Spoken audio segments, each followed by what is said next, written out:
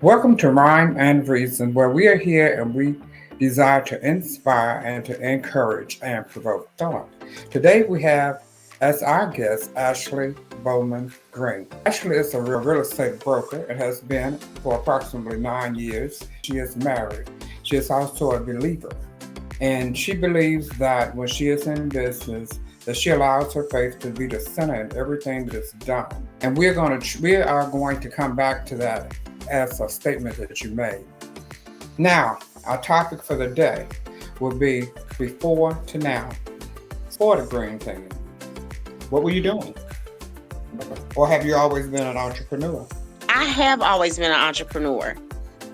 When I was in elementary school, I actually used to make keychains, and I hired my cousins to help me make them. So I've always been or had a entrepreneurial spirit, but definitely as I've gotten older, it's kind of shifted more into social entrepreneurship, which is really about how do I leverage what I know about business to help the next person, to really kind of fulfill that social piece. So COVID was in 2019. How Mhm. in the world did it impact you with your real estate? Because Well, definitely you were in real estate before then, right? correct. At that point, I was about 4 years into real estate. So I was very fortunate. Certainly in 2019, when COVID hit, it was a different market. I had learned through those years, though, of how I could leverage what I knew to get me through that season. We had to get innovative. And I think that season taught us a lot about pivoting in the business of real estate. That's when virtual tours were at an all-time high. You had to learn how to shoot videos and take really good photos to help to truly convey what the property was. So those were some of the things that I learned during that time that I still use today. What does the life of an entrepreneur look like? Oh, it is a life of faith. Nothing else has grown my faith outside of just living life more than I think real estate has. Real estate has a way of forcing you to rely and depend on God, because you understand that my deals don't close because I'm so great. My deals don't close because my clients are so awesome and on top of it. My deals close because the Lord is my provider. And because he's my provider, he makes a way to provide for me. So it really does force you to lean and depend on God. And I will say I love it for that. I love it for that.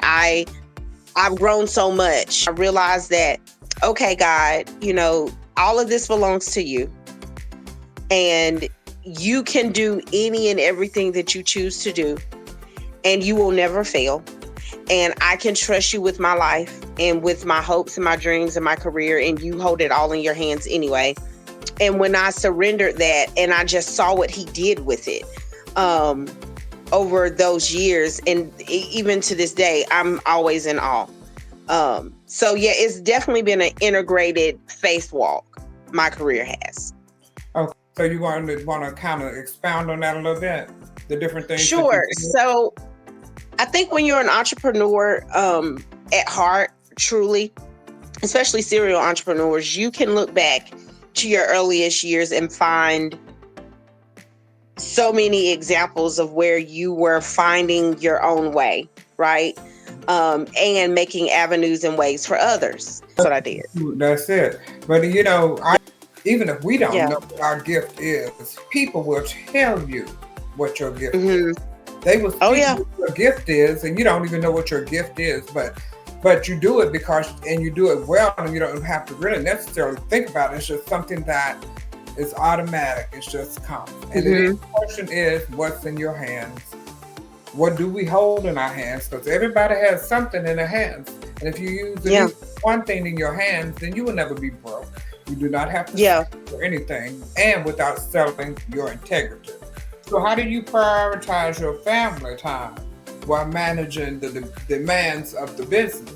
That is still a journey. It always is, and I think will be. But I always try to remember keeping the first thing first. Why I even do what I do, what I get to do.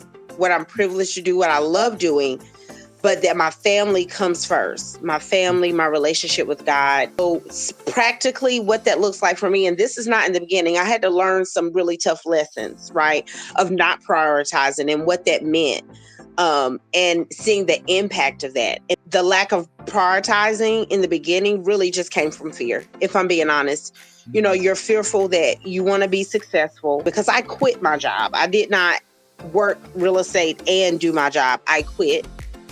And I quit because the Lord told me to quit.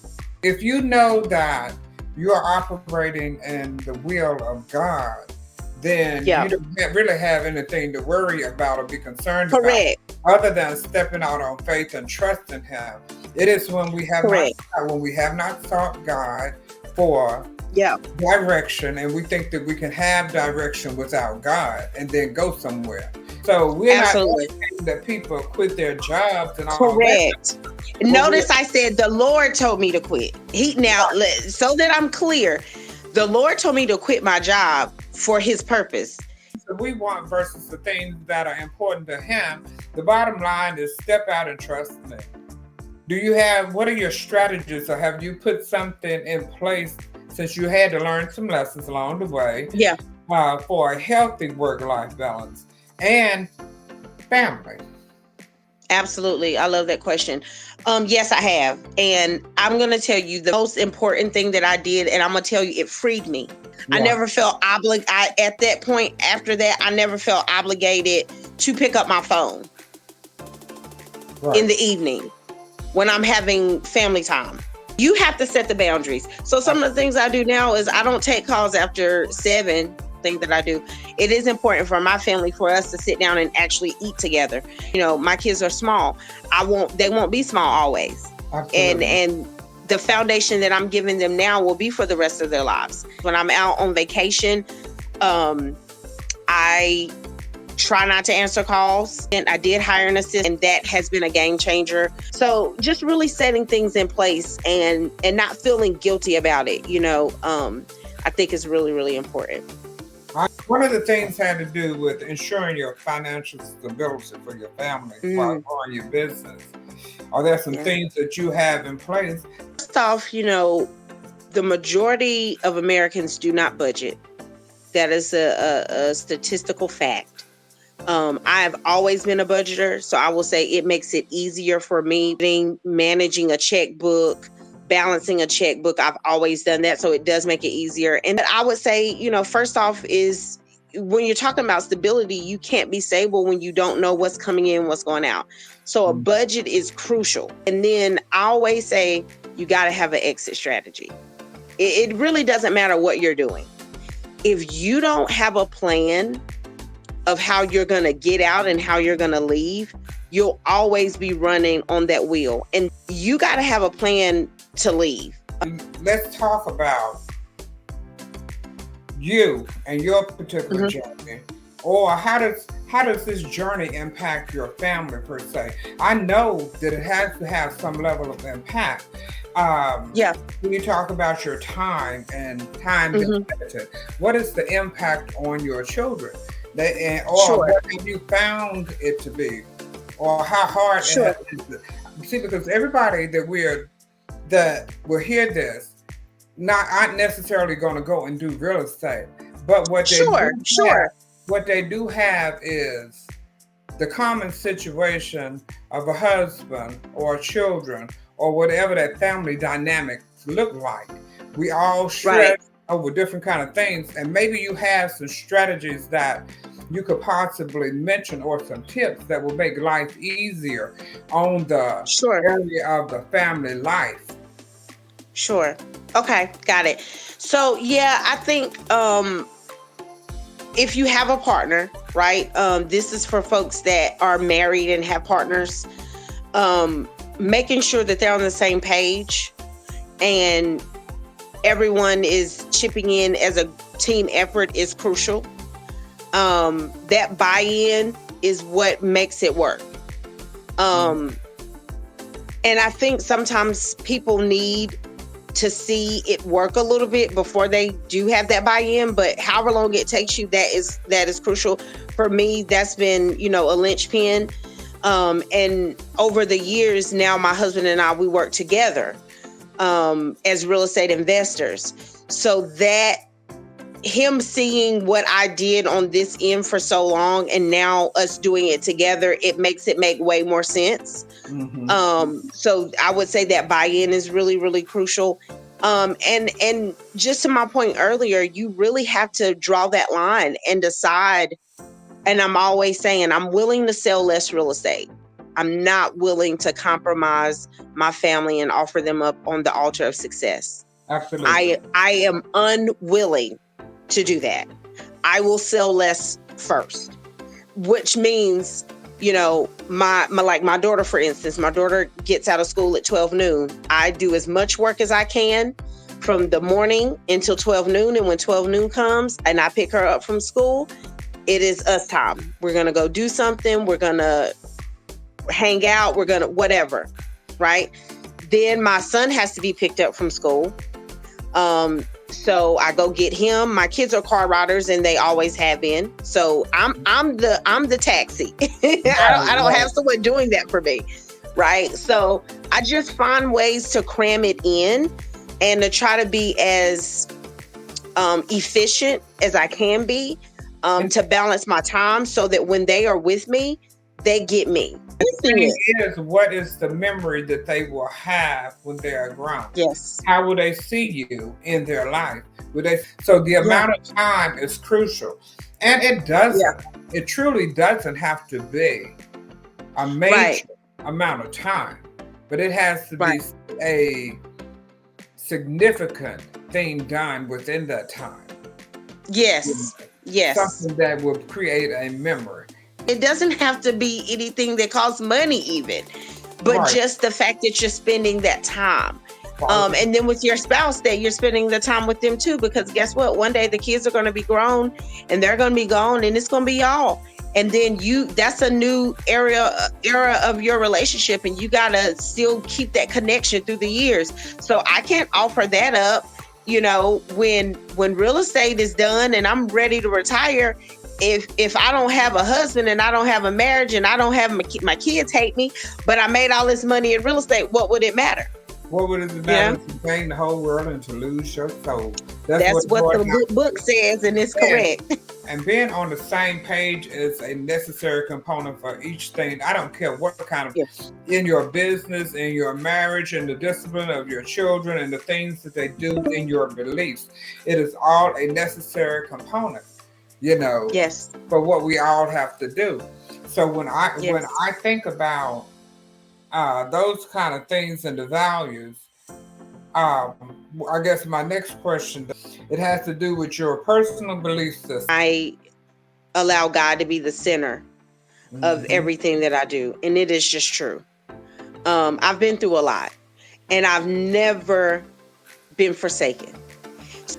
In my marriage, when raising my children, when interacting with my family, my friends, my clients, I keep him at the center. I think when you keep God as the center, everything is so rooted and so grounded that it has to spring forth good things, right? Yes. The seed of it is good. So what comes out of it must be good. When your heart is pure and your intent is right, then God can do something with that. How did you get to God? Or how did God get to you? Yeah. I did not grow up in the church. We were CME Christians. Christmas, Mother's Day, and Easter. Oh, wow. Yeah, that's when we went. That's when we went. So I did not grow up in the church. I think that is to my benefit, though, because I had experienced so much growing up that when I came into adulthood, I really had already been through so much to know when I was introduced to God, oh, that's how I made it. Hearing these stories of like, oh, God is this and he'll protect you and he'll provide for you. And I'm looking back like, oh, that was him. I didn't know what that was. Take me to church. And I, through going to church, came into a relationship. I found real relationship beyond the four walls. Absolutely. And started to grow and nurture that relationship. And it has been the most transformative experience that I've ever had in my life to grow my relationship with God. It has completely formed, anchored, centered, been the foundation of every single thing I've ever done since. Knowing that it's about a relationship with God and not a relationship with the building or the people in the club. Is tell the listeners what you want their takeaway to be from our time together. I would want anyone listening to know that whatever you have in your hand and in your heart is enough. It's enough, and God can use that. So, by no good deed of my own, but because God watches over his word to perform it. Yes, I was led out, and then waiting for me was my passion. And because he is with me, and because he blesses wherever my feet treads, and because he watches over his word to perform it, he met me where I was. He met me where I was. And getting into my entrepreneurial journey as an adult has been one of the most, oh God, it's been such a blessing. Things in my bloodline that I'm birthing that I could not have envisioned even for myself. I don't come from a wealthy family. At 25, I was only the third person in my entire family to even own a home.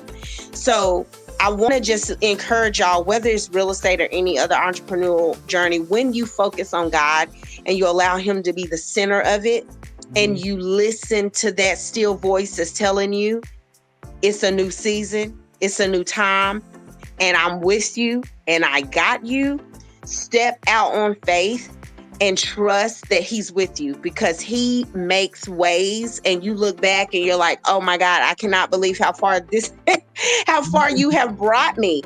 And that's what he wants you to know, is that he's always with you, and truly with God, all things are possible. Awesome.